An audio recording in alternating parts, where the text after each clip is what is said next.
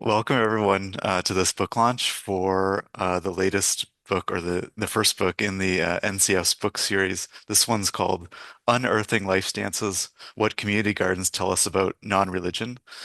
And this is the first book in our open access book series with de Gruyter. So we'll be hearing from the editors of the book today, and then there'll be time at the end for Q&A. So I'm just going to do a quick land acknowledgement and then I'll introduce the speakers and then pass it over. The Non-Religion in a Complex Future project is based at the University of Ottawa in Ottawa, Canada. Please join us as we pay respect to the Algonquin people who are the traditional guardians of this land.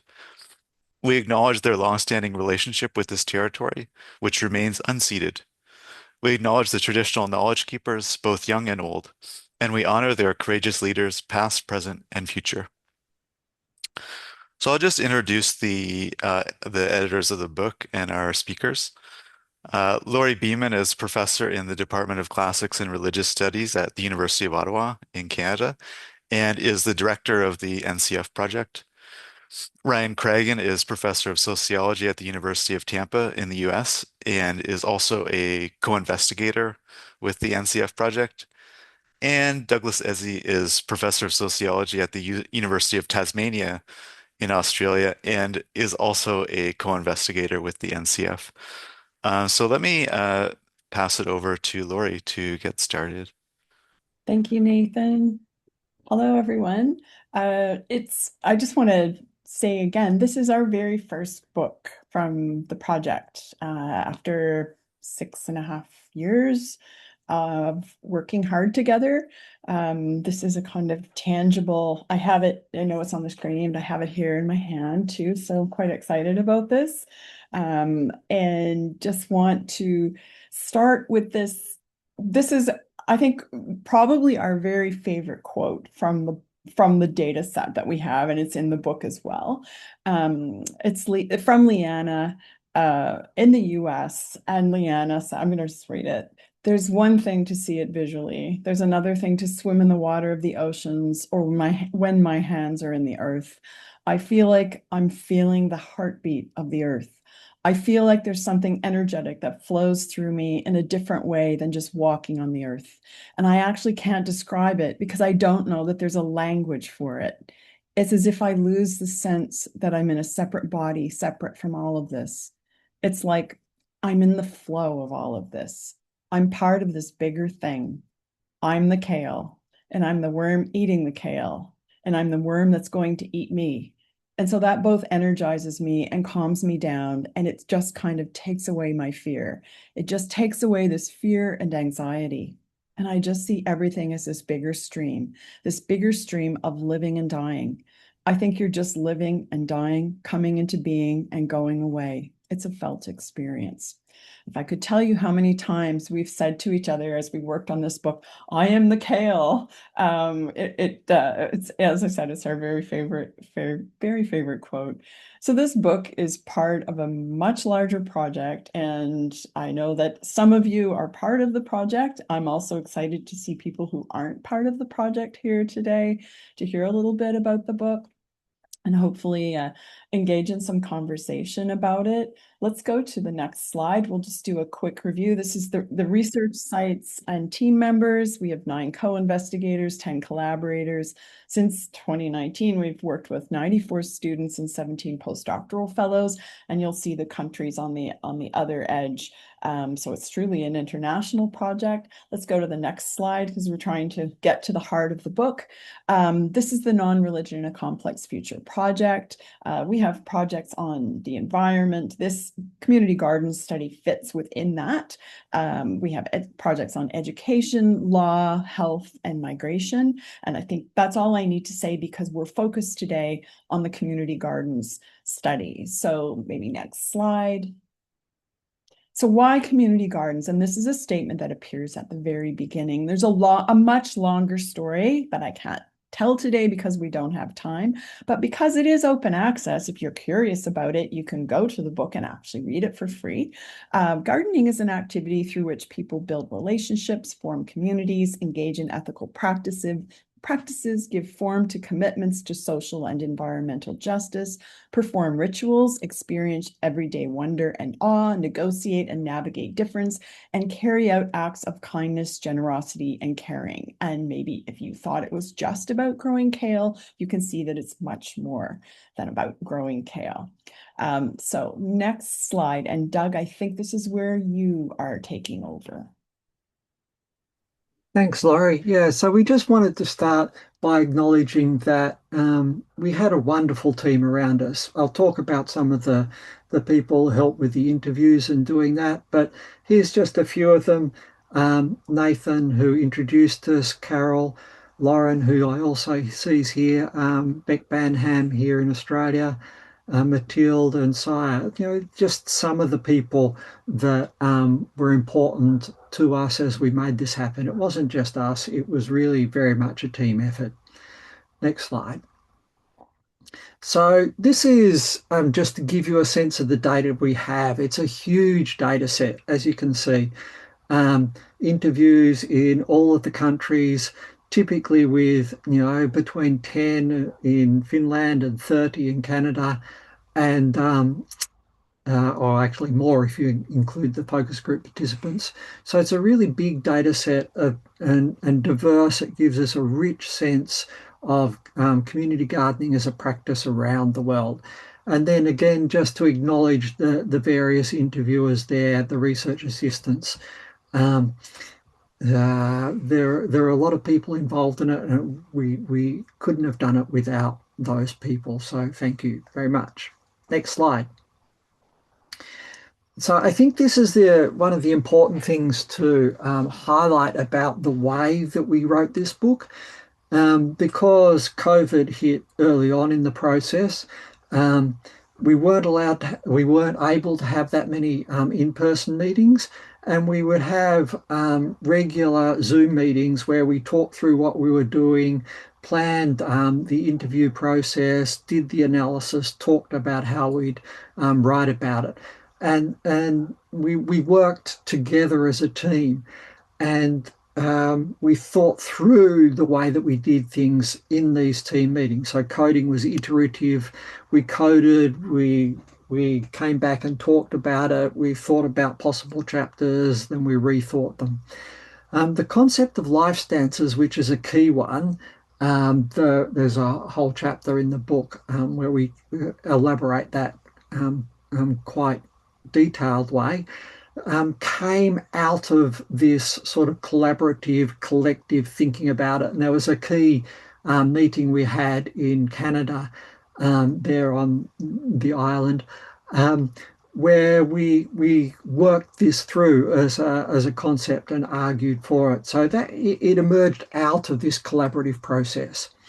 And finally, just to acknowledge, I'm probably the appropriate person to do this, acknowledge the difficulty across time zones, because I make the people in Europe stay up to 10 p.m. while I'm getting up at 5 or 6 a.m.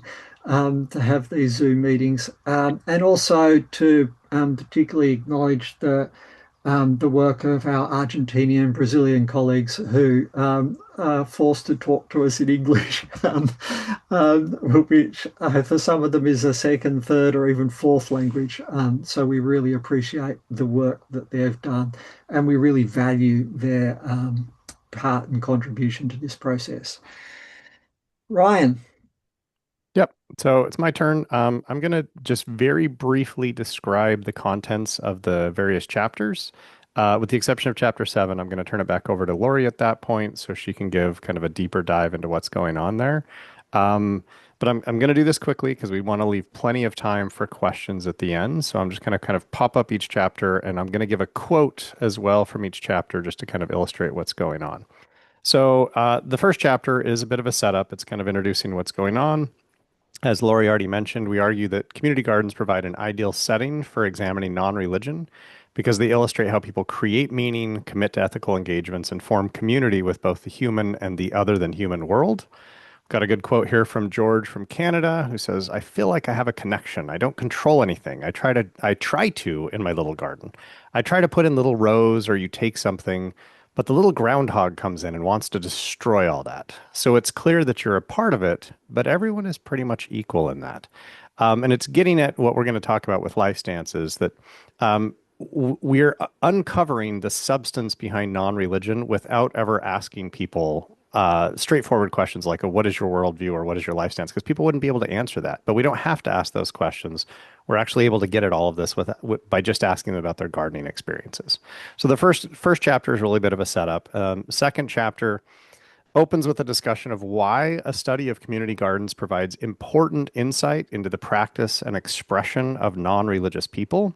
Through studying community gardens, we can learn about how people think about and experience the world they are part of, their communities, beliefs, rituals, and practices. We're interested in gardening as a refraction point for understanding dimensions of non-religion. Community garden acts as a prism through which we explore ethics, shifting relationships with humans and the other than human, and the development and elaboration of life stances. So this chapter describes the diversity and the vibrancy of the garden sites included in the book. So it's kind of laying out not only just like the methodology, but the variety of gardens that we're actually dealing with, because not all community gardens are the same. And again, we have another fun quote here. I'm not going to read this one again, just in kind of recognizing the time, but hopefully everybody had a chance to see the fun quote that we have. Third chapter, I'm partial to this one. You'll see I'm one of the authors on this one. I saw at least one of my co-authors. I don't know if Anna's here, but it's delightful to see Kendall. Haven't seen her for a while. This one digs into this not entirely novel concept, right? But it's a concept that we really worked a long time in developing called life stances. Just to give a very specific definition, our working definition of this is the beliefs, behaviors, and relationships related to one's conception of life and existence. And really, what we were trying to get at this is, for a long time, we've talked about the non-religious as what they're not. So it's an absence category that they get categorized as this. And what we realized is we need to start talking about the substance behind being non-religious. And life stances gives us the language and the perspective to start doing that. We have another fun quote from Johanna. This is a bit like tongue in cheek, but it is a good illustration of this, where she says, but I think it's because it's like a sanctuary talking about the garden. Maybe it's just like, I feel like I need to go to church twice a week, right? I need to be there on Saturdays and Wednesdays, praising the kale and the collards. Liana does have a really interesting religious background. She wasn't particularly religious at the time, but she has kind of lots of religious influences on her life. So chapter 3 is where we really dig deeply into life stances. The other chapters, as you'll see, 4, 5, and 6, all have a lot of substantive content, but they're approaching it in a slightly different perspective and making really fun and interesting arguments. So let me jump to chapter 4 and talk a little bit about that one. I want Lori to jump in and pronounce her name for me, because I know I'm going to butcher it, and it's a French name. Lori, can you say her name for me, or somebody else who's a Oh, native French beard? Mathilde Vanessa Pelletier. Yeah. Well, no. So for the theorist, Danielle Hervieux-Léger. I'm totally Oh, butchering it. Elvire Léger. You yeah, got it, Ryan. yeah. I was Well, close. I didn't want to butcher her name with a bunch of French speakers on here. I'm going to feel terrible. But she introduced this idea of chain of memory, right? And she uses it in the context of religion. Lori knows that I'm not necessarily a huge fan of that, but I actually really liked how Lori and Lauren and Mathilde all took that concept in this chapter and really played with it in a novel and interesting way, showing that gardening, broadly speaking, but community gardens in particular, create a chain of memory, right? So it invokes this chain of memory and it allows them to analyze how interacting with plants evokes memories of homelands and relatives, childhoods, and histories for some community garden members, and it creates a connection between past and present. I pulled this quote because I thought it was actually really, really insightful here. So this is Stacy, again, translated from the French. It reconnects me to my ancestors' soil, who are farmers. Even if I live in the city, I have the possibility to have a garden. We've been farmers for generations in Canada. I also think it's in our genes to grow things to feed ourselves, and I think I'm paying homage to my dad. He loved his garden. Beautiful chapter, actually. So the imagery throughout this chapter is really, really great. Chapter 5 talks about the politics. And this one really does focus on our partners in Argentina and Brazil. where it seems as though the political aspect is much stronger. So in this chapter, we explore the politics of non-religion, with gardens and gardening functioning as a set of practices that illustrate how life stances can be structural, collectivist, relational, and even radical.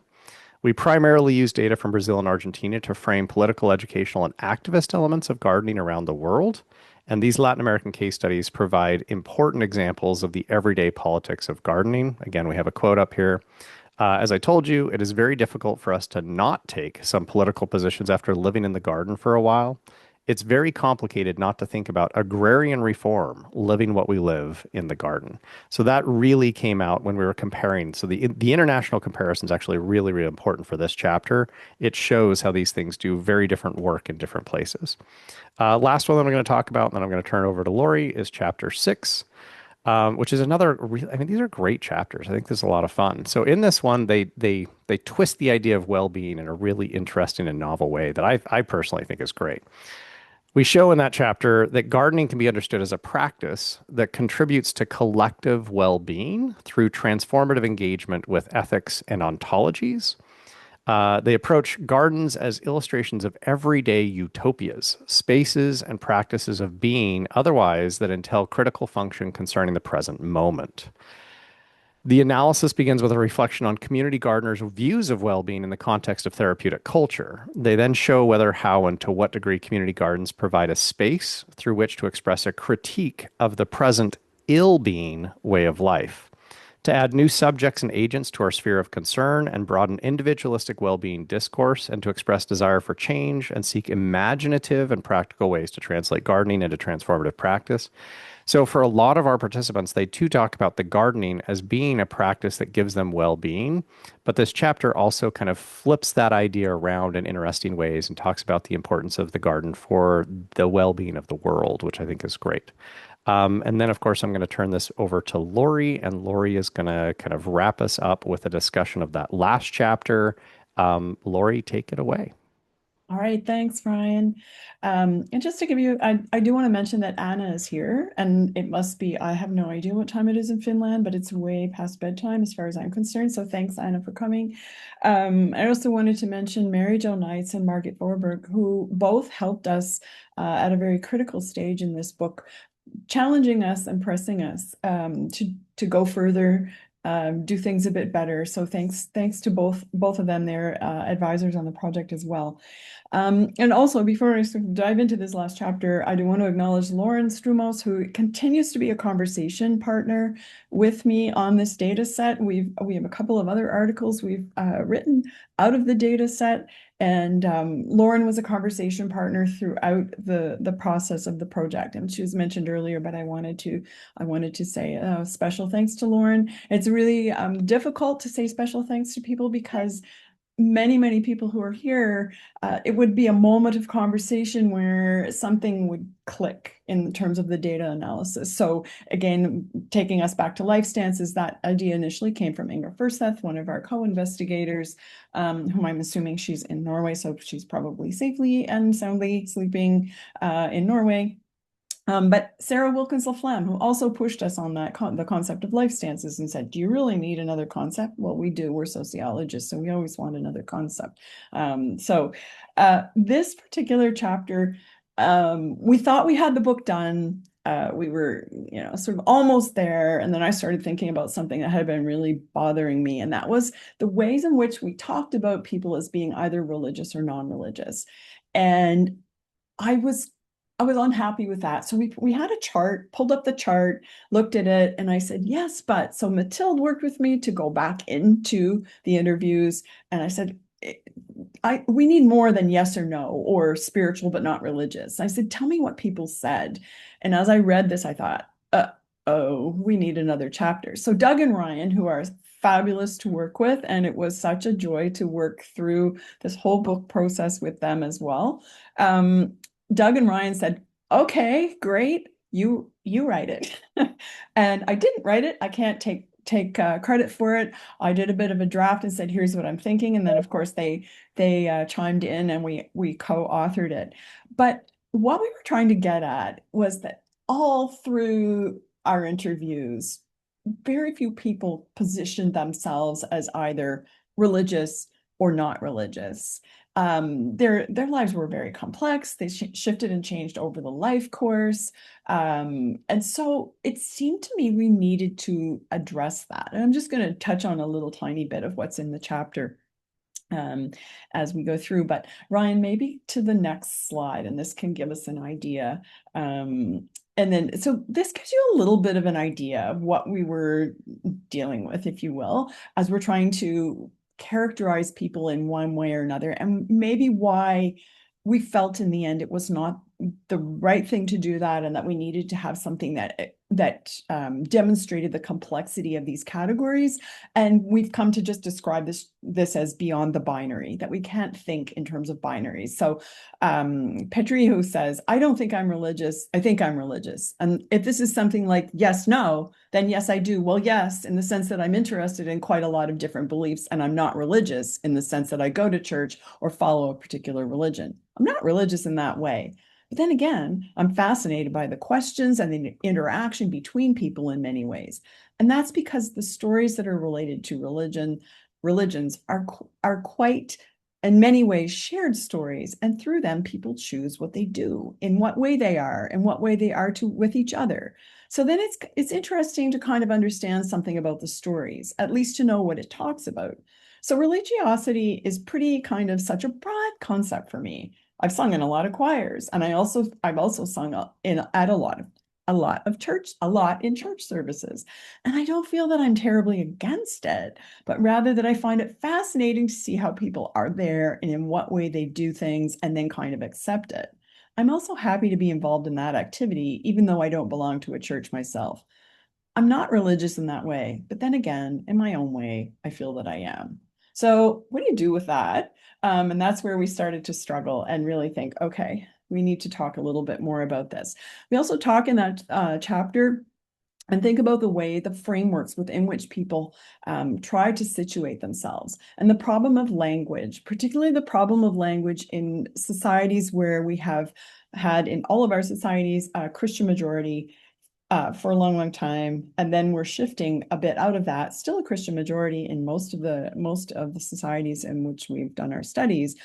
Nonetheless, there's a kind of ebb, and thinking about the frameworks within which people understand and describe themselves, and what might be some alternative ways of thinking about what it is they're doing, how it is they're thinking, how they're thinking about themselves, and also how they're thinking about themselves in relation to the world.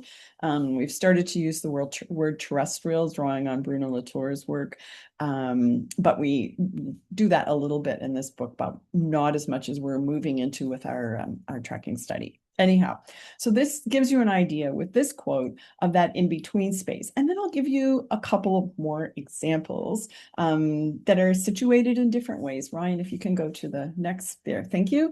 I definitely feel closer to God here, because if you've ever opened a pepper or a tomato and you see all those seeds that come from one piece of fruit, hundreds of seeds inside, any one of those can be another plant. Every plant, a tomato plant, can produce 200 tomatoes, and each tomato has 100 or more seeds in it. Yeah, I just really feel close to God when I'm here, because that is amazing. I'm looking at seed catalogs right now. I'm a gardener, so it's like, oh yes, a bit distracted by her conversation about seeds. So Linnea in Norway says, connection to Mother Earth, connection to Mother Earth, to community, to people. I'm going to start a new dance thing in Oslo. It's my goal with the word connection behind it. Embodiment connecting to the planet through joy and laughter. And so I'm really totally, completely going in for embodiment through dance. Barefoot dance on the planet outside. I'm going to start work with systemic constellations again and cacao ceremonies. And so that's also plant medicine. So I'm totally organic, Yeah. So love and light and peace and hippie shit. And that's me, totally. Everybody here at the garden knows that. And so we were trying to capture this huge diversity and the complexity of people's life courses, of their religious histories, their non-religious histories, and so on. And there are many, many other stories we could tell. We had to delete numerous slides, but this is just giving you a bit of a taste. There's a lot of discussion of awe, of a bit of enchantment. I'll throw the enchantment word in, wonder, and the ways in which people are relating it to each other and in the garden, in these ways that are not captured by the binaries that we tend to use as scholars. So the last slide is just, why care about non-religion? And I think it's maybe important to just step back from this a little bit. People who are involved in the project know that I've sort of suggested that it wasn't a good idea at the beginning of the project to define non-religion. Juan Marco is probably going, that's putting it mildly, but it seemed to me that we needed to think about what we were seeing. And there was a too quick rush to define non-religion without thinking about what it was we were seeing. So why care about non-religion? We're immersed in debates about and understand the implications of the definition of religion, critical interventions on religion, and lived religion. So we're situating ourselves there and also thinking about what we shift around and call it the positive content or the substantive content of non-religion. We're trying very much to draw from the data we have rather than imposing definitions, to think about what does it mean to talk about non-religion? Why is it important? For some people, there's a sort of questioning of, well, how is it different from the secular? So we're struggling with that as well. We're still struggling because we're still collecting data. But this particular project is done. If we accept a beyond the binary approach to thinking about the ways that people navigate through life, we then are, as we argue, well equipped to understand the social complexity of noneness. And I think that's very important. And hopefully the few quotes that we've been able to show you today capture some of that. And also studying non-religion really reveals shared values that are vital for living well together. And we have a number of people who would say things like, I don't care if someone's religious or non-religious. It's thinking about what are their values, how are they thinking about life, how are they thinking in this particular project, how are they thinking about the earth, and so on. So this is an important site for drilling down and thinking about what is important to people. Non-religion is central to contemporary social change. It's now a major part of the religious affiliation statistics. And so it's important to think about how society is changing in relation to religion and non-religion. What is the changing social fabric as a result of this shift? And then scholars of religion, I think, are uniquely, and many of us are scholars of religion, sociologists of religion in particular, but scholars of religion are uniquely positioned to navigate and challenge othering binaries. And so we bring the tools that we have gathered throughout our careers to the project of thinking about what does it mean to think about non-religion and why is it important. So I think that I will end there, but maybe invite Doug and Ryan to see if there's anything else they want to add that I might have left out in my excitement about thinking about seed catalogs. If there's anything you want to add. You're good? Okay, we'd love to hear your questions if you have any. Yeah, if people want to either raise your hand or if you want to write your question in the chat, I can read it. Sarah? Yeah, thanks everyone. Congratulations on the new book, first book of the project. Super exciting, and it's open access. That's even better. Okay, so I mean, I've got lots of questions as usual, but one that I'm particularly interested here, I haven't had the chance to read the new book yet, is and this might be more towards Ryan or to a few of the others. There's a lot of literature out there showing kind of what religious participation does in a positive way for individuals, like more volunteering, more charitable giving, more health benefits, more community. And so I'm wondering, is this kind of can this be seen as a pushback of like there's actually non-religious forms of this sort of thing going on as well? And did you find that in the community gardens? Is this kind of or did the respondents not see it that way? The interviewees and the members of the focus groups? I don't know. I'd like to hear your thoughts about that. Kind of thinking as, again, in sociologist terms, kind of what's the wider impact of taking part in these sorts of activities and thinking in these ways that you've put up the quotes? Is it kind of having a larger impact on how these individuals, work in their communities and how they exist in society? Awesome question. Thank you, Sarah. I don't know if you can see Doug and Lori just like smiling a great deal right now. They're probably really worried about how I'm going to respond to this question. So I'm going to tell you like just a couple things, and then I'm going to punt it to Doug and Lori so they can give you probably much better answers. One of the debates that we had throughout this book, and this is just like a difference editorially. Doug's probably finding the book to hold up.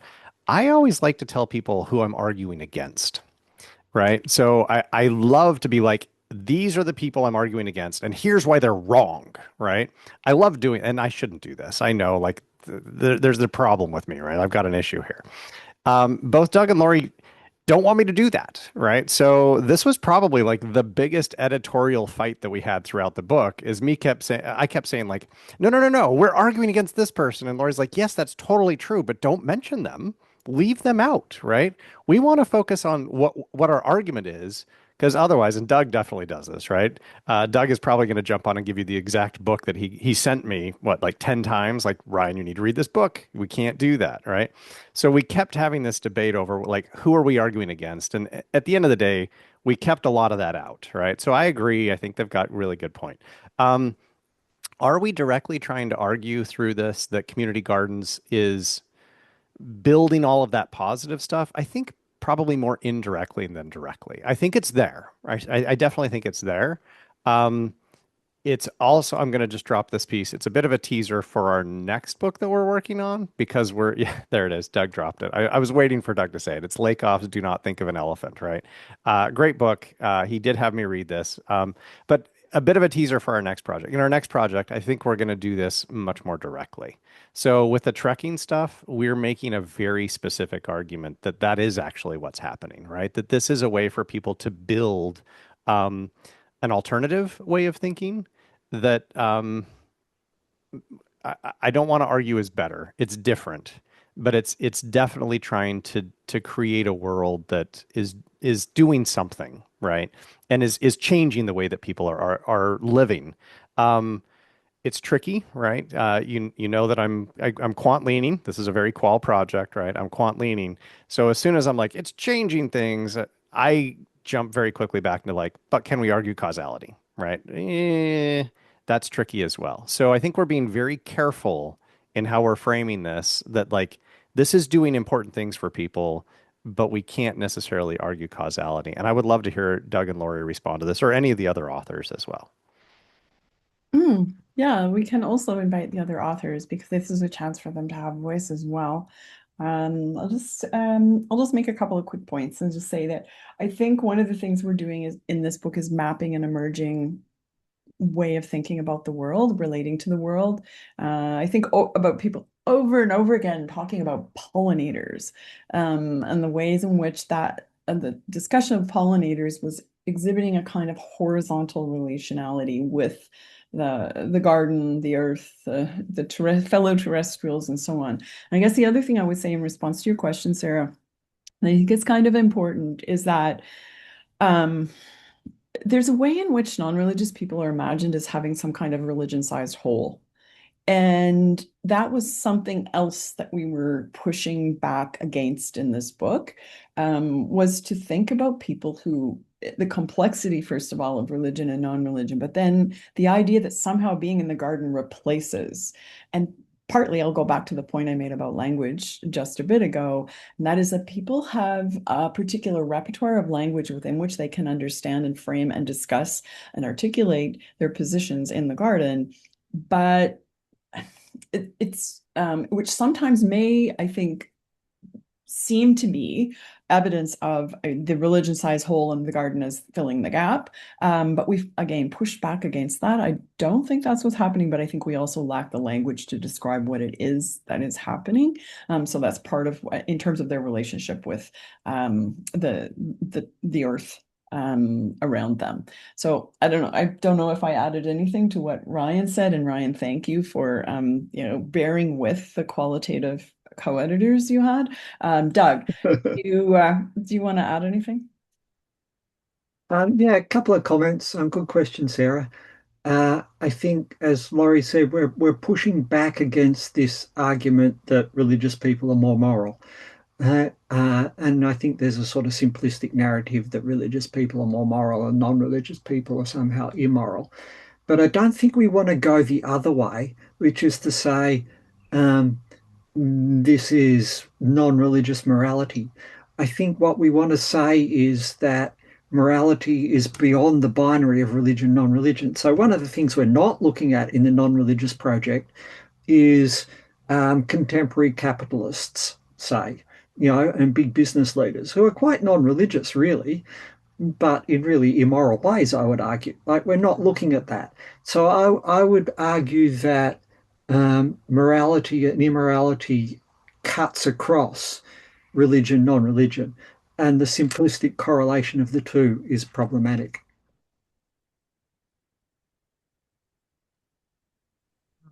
All right.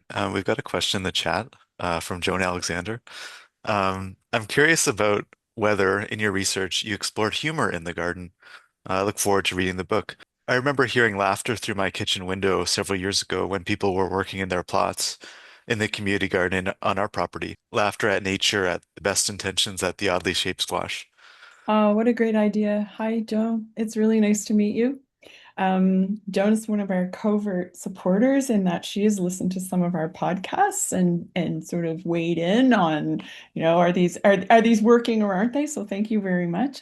We didn't explicitly code for humor, and now you're making me realize we should go back and do that because definitely there's a sense I would translate humor, and I know they're not the same thing, but I would translate it as joy because sometimes people would make comments that would be, yes, touching on humor and sort of sliding into joy and wonder. And there's always there's a sense sometimes of self-deprecation, but in a humorous way. But we didn't explicitly code for humor. Doug, do you want to talk about that? Um, I think that's a really interesting question. And when I thought of that, when I saw that question, I thought of it's something about humility combined with joy. So there's something about the sort of desire to self-confidently impose your views on others, which is problematic. And in the garden, we see these relationships of respect with other gardeners and with other terrestrials, the plants, the animals. Can you kill slugs?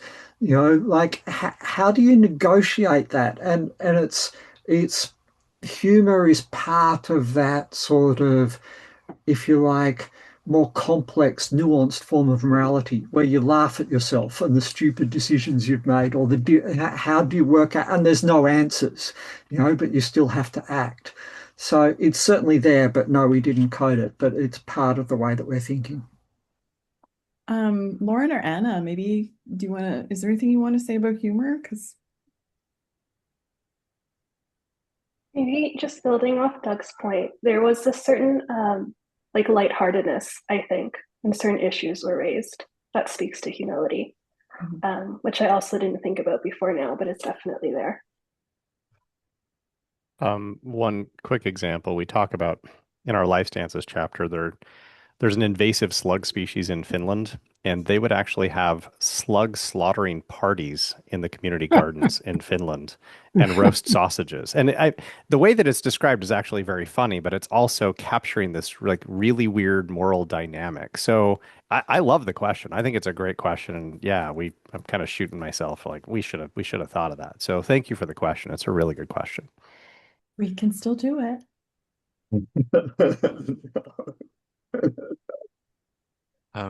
Okay, I see Claire and then Al. I saw you're raising your hand. So Sure. Claire and then Al.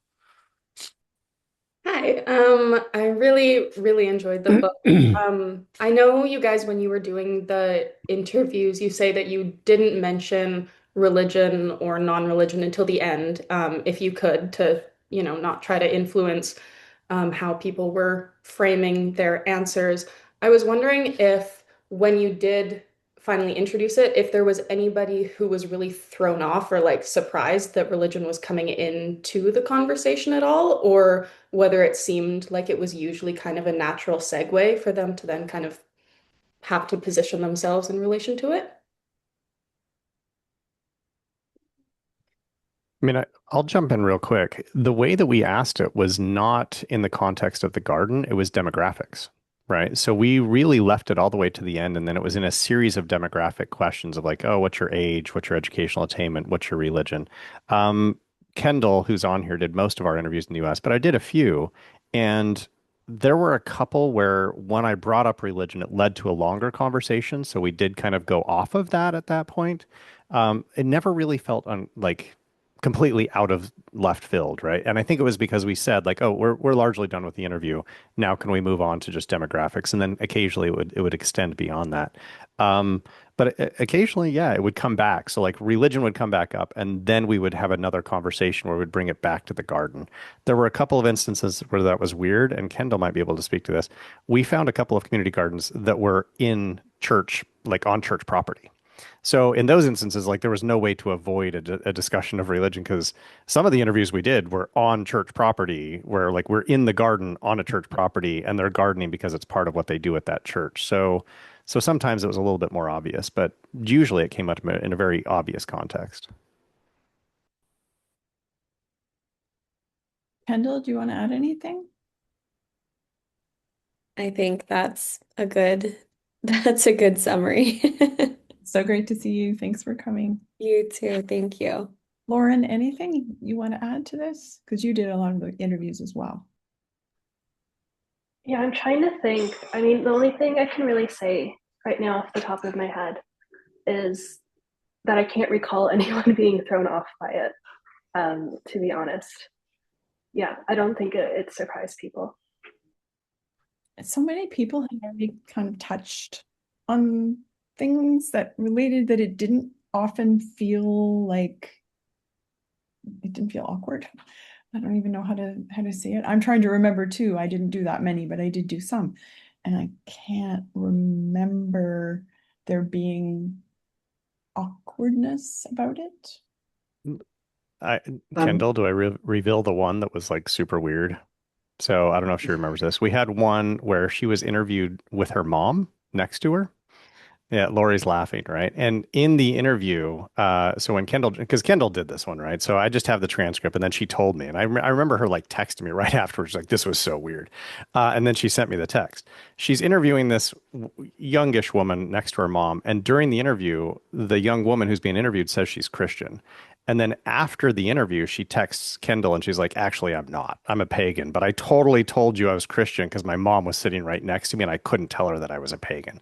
I think that was probably the most awkward one that we had because it was just like, it was the social dynamic was super weird. But other than that, I don't think it was. Did I get that right, Kendall? Was that basically what happened? Something like that? Yeah, yeah. And it was interesting to me that she felt that it was important enough to text me. I didn't think anything of it when she said Christian. It wasn't like weird. It was just like Christian, like nothing in passing. And yeah, when she texted me, I was like, oh, okay. Yeah.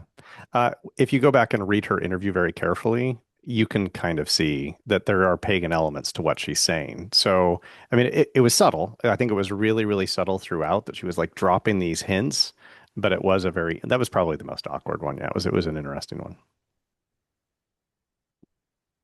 mm, Al. um, Sorry, Doug, you wanted to say something? no, it's all right. You All go, right. Al. Uh, Hi, folks. You got a lot out of that. I'm amazed by that. I'm looking forward to reading the book. Um, I just had a question about gender, males and females participating and operating off a stereotype, which I think I have. Would this be a little bit more female than male? I'm not sure. I'm curious how you would like to approach that and unpack it. I'm thinking that if it was more female, it would be leaning to a different feeling about the non-religious, and males might be more, let's say, towards the other end. So not agnostic, but perhaps atheist or even scientific sort of atheist or something like that. Any sense of that kind of spread? Ryan, you like to count things. You want to answer this? I know, but in this case, Doug actually created all of our tables for I this. know. Yeah. I'm trying to remember what our gender divide was, Yeah, I and can't remember. to be like the immediate response out is we didn't look for patterns on the basis of gender. At least I don't think we did that at any point. So all of the coding was done kind of gender agnostic, if you will. And I don't think there was anything that really stood out in that sense. Um, yeah, I mean, that's an interesting question. Maybe we need to go back and look at it. But um, to Lori's point, we also had a lot of people who were just really like not in a binary, right? And that was we have some from like the quote that she gave, Petri from Finland, who's male, right? But then we had others who were definitely all over the place. So I don't think there was a very clear pattern on the basis of gender. I do want to punt this to like Lauren and Doug, who did a lot more of the coding than I did, and see if they recognize anything. But I certainly didn't see a pattern there on the basis of gender. I'm going back through my files and I can't see whether I analyzed that. So yeah, I would say, Al, it was not something that we noticed as a pattern when we were coding. Um, yeah. Good. Yeah. Thanks for that. Lauren, did you have anything you wanted to add from your recollection? Oh, no, just that I agree. Nothing stood out that I noticed. Yeah. So you really had a good composition of both, would you say? It wasn't, well, that was what I was trying to get at. If it was stretched in a certain direction, it might make a difference, but if it wasn't, then fine. I understand. Yep. I think I would say impressionistically, we had more females than males who participated, but in terms of to sort of put it, not to put too fine a point on it, Al, were the men more non-religious and the women more religious? No, not at all. I would say, give that more thought, and thank you for that question. But it obviously didn't stand out for any of us as a kind of pattern. So yeah, that's the best we can do. Okay. We'll Thanks. to give that more thought. Okay. Yeah, the only other thing I would add there, I mean, it might be super weird to say, like a self-selection effect. I mean, who are the type of people who garden, right? I think that might be playing more into it than anything else. So yeah, we might see, in more quantitative studies, differences on the basis of gender in terms of religiosity. But these are gardeners, right? They're all people who value community gardening, and maybe that shifts things in an interesting way. I don't know that we have an answer to that, right? I'm just like speculating in real time, Sure. but maybe that's partly what's going on. Doug, I thought I saw a hand. Do you have a thought on this?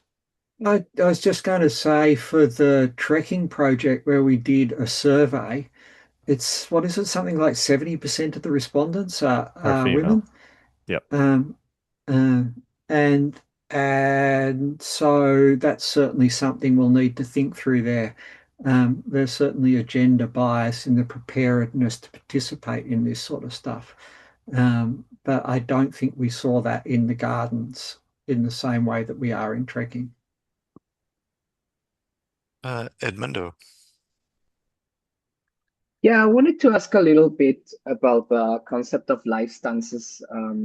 Because one of the things that I found really interesting is that it adheres a certain sense of positionality and temporality to sort of what we think about, what we believe in, and so on.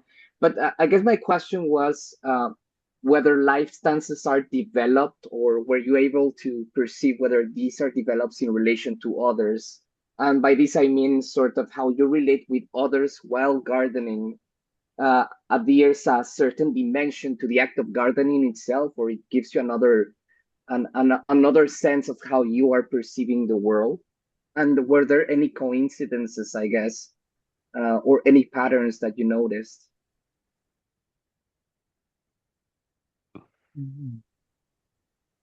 I'm waiting for Lori to jump in. No, I want you to jump in. Oh. Go for it.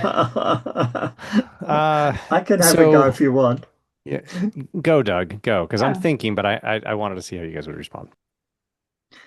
Um, I think that one of the interesting things about life stances and how they emerge is that they emerge in relationships.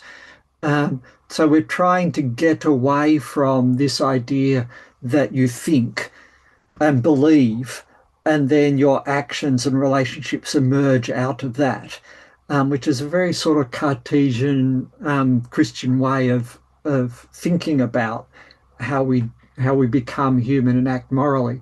And so life stances is much more about how we find ourselves in relationships with communities, both human and other than human, and how our choices and morals and emotions and relationships emerge out of those communities that we're part of.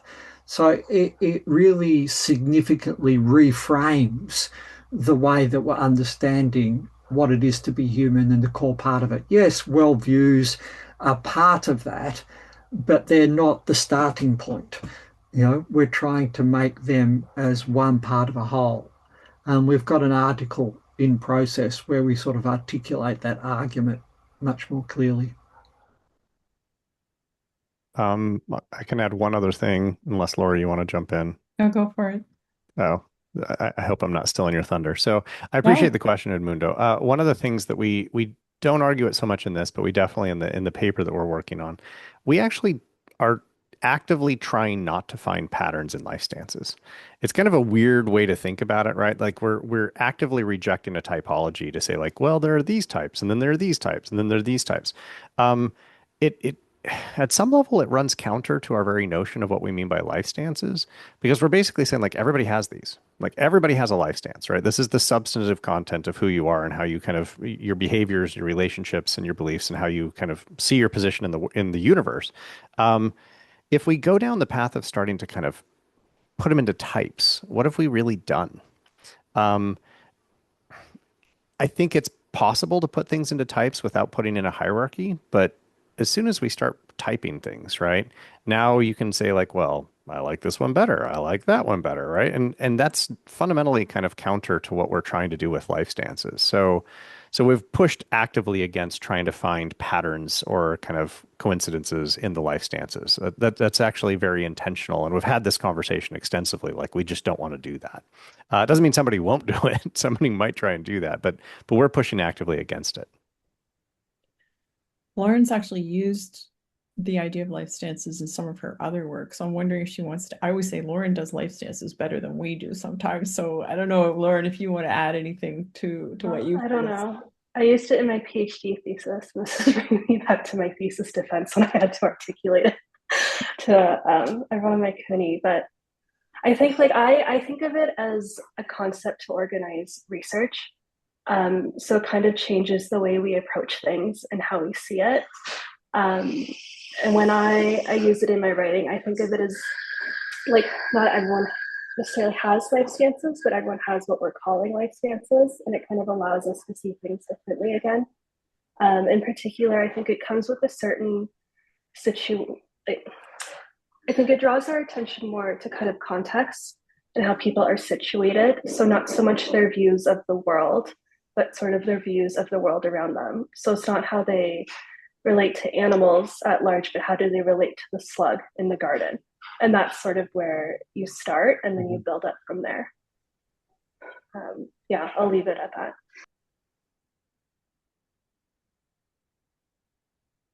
We've just got about a few minutes left. Does anyone have a quick question they want to ask? Otherwise, I'll pass it over to our speakers if they want to give any final words. Oh, Anike. I wonder how the body enters this equation because agreeing with Doug, we tend in Christian traditions to think of as the behavior is the result of a certain belief. I believe in such a thing, and so I behave in certain ways. But we see in certain traditions and in certain currents in social sciences that the embodied practices, the discipline, is central in how a worldview is formed, or a life stance, or an ethical program, or a moral program. And especially gardening, when you have to deal with nature, sometimes you have to wake up early, you have to care for some environmental issues. I wonder how the embodied dimension entered the project. Doug, is this a space you think from sometimes? I know Ryan doesn't. Um, Very good question, Henrik. Um, I think that the body, like I really like the way that Lauren just put it, that life stances draws us into thinking about our situatedness. And so the sort of literature on embodiment and the embodiment, the sort of performative self tradition also does that in a similar way. Um, but what we're doing differently is thinking about um, the moral and ethical dimensions of it in a more complex way that I think the embodiment tradition doesn't do quite so well.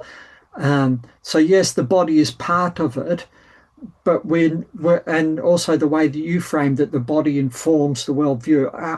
That there's still a risk of privileging the worldview and the mind, and we're trying not to do that, to see the body and the practices like gardening is a deeply embodied practice, but it's the relationships and the practices and the worldviews and the emotions they form what's happening together.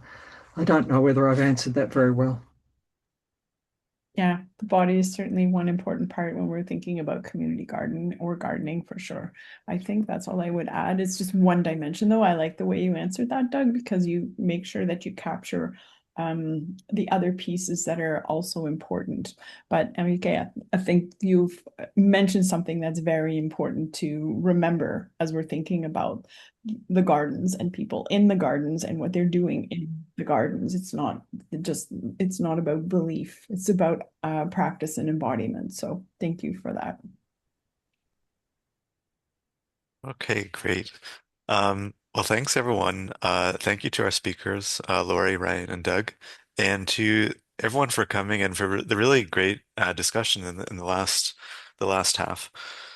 I'm just including in the chat the link to register for our next event, which is in a couple weeks. This is another book launch for another book that's in this open access series. This is it's Religion and Non-Religion in Same-Sex Marriage Debates. It's happening on March 9th at 1 p.m. I included the link there to register. And also a link in case you're not on our mailing list, please sign up. Otherwise, thanks once again to everyone and hope to see you at the next event.